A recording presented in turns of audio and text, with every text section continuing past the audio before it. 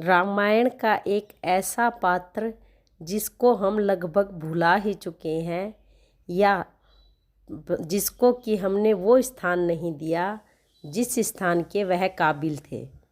लेकिन आज हम आपको उन पात्रों के बारे में बताएंगे जो कि रामायण के महत्वपूर्ण पात्र हैं, और हम बताते जाएंगे और आप याद करके बताना कि ऐसा कौन सा पात्र है जिसको कि समाज ने वह स्थान ही नहीं दिया जिस स्थान के वह काबिल थे। रामायण हिंदुओं का धार्मिक और सबसे बड़ा ग्रंथ है।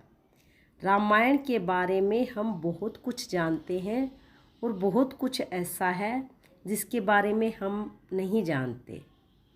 रामायण के कुछ बहुत ही प्रमुख पात्र हैं जो कि इस प्रकार हैं, लेकिन एक पात्र ऐसा भी है जिसके साथ ना तो इतिहास ने न्याय किया है और ना ही हम सब ने, और ना ही रामायण के काल में उनके प्रमुख पात्रों ने।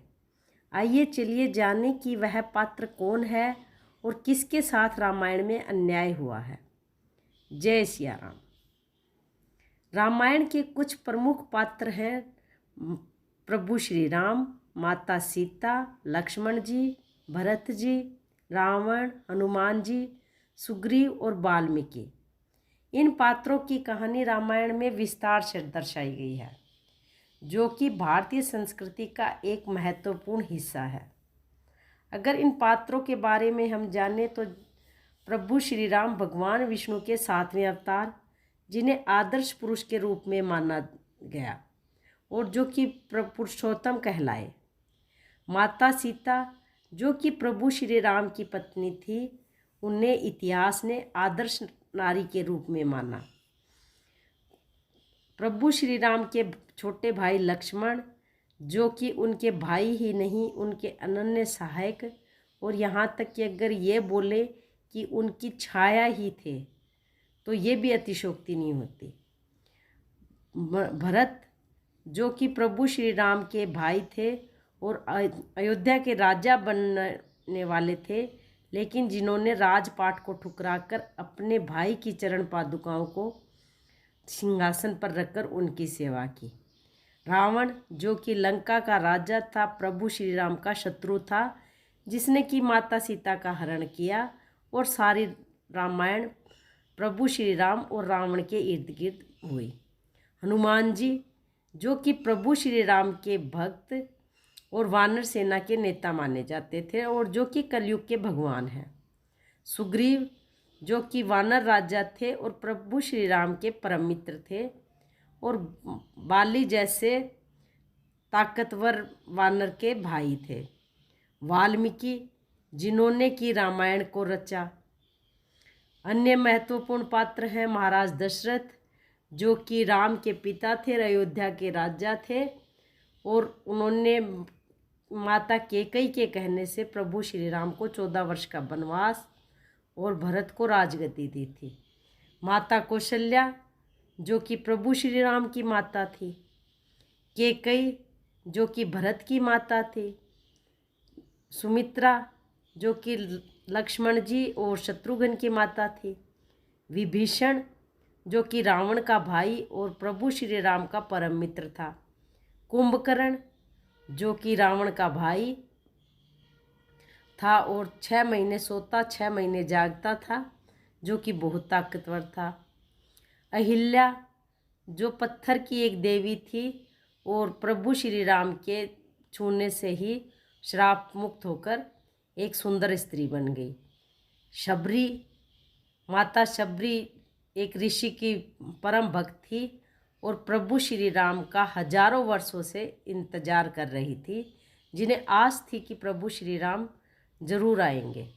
महाराज जनक, जो कि माता सीता के पिता थे और प्रभु श्री राम, लक्ष्मण, भरत और शत्रुघ्न जी के ससुर थे। विश्वामित्र जी, जो कि एक ऋषि थे और प्रभु श्री राम को शिक्षा देते थे।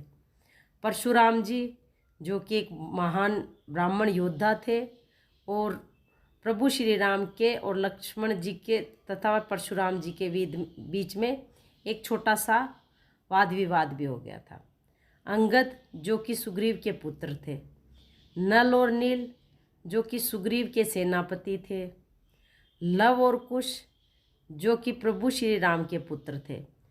अब मैंने आपको इतने पात्र बता दिए, लगभग सभी महत्वपूर्ण पात्र, जिनमें एक केवट था जो कि प्रभु श्री राम को नैया में लेकर नदी पार करवाता है और अपने पूरे परिवार के लिए उनसे भवसागर तरने का आशीर्वाद ले लेता है। अब जब आपको इतने पात्र गिनवा दिए, लगभग महत्वपूर्ण पात्र सभी गिनवा दिए, तो अब आप सोचकर बताइए कि ऐसे कौन से पात्र हैं जो कि इन पात्रों से भी अधिक महत्व रखते हैं, लेकिन इतिहास या हम लोग उनको भूल चुके हैं या उनको वो जगह नहीं दी जिस जगह के वो काबिल थे। तो आइए चलिए हम आपको बताएं।